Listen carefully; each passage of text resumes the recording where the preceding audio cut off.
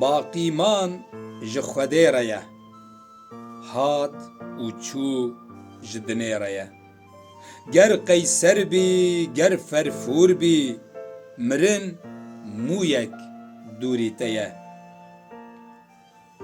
Bi zeynet û text û tacan kes nabe merd û rûmetyar. Tazî û iryan her kî bî, mîr û sultan bî jî ewî. Bi kuştin û sotinê pezinê xwe nede ey teres, asasê qudretê jîn e, kuştin ne hikmet û vîn e.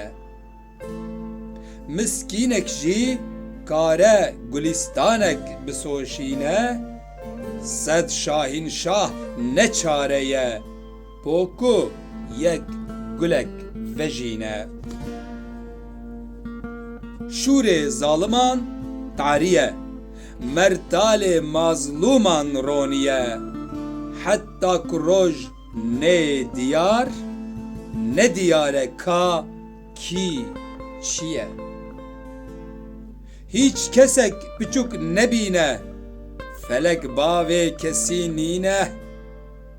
Dem tê ku tenê mêrûyek, textê dêwan dirûxîne. Helbestek ji Miraz Ronî Pirtûka Perîza.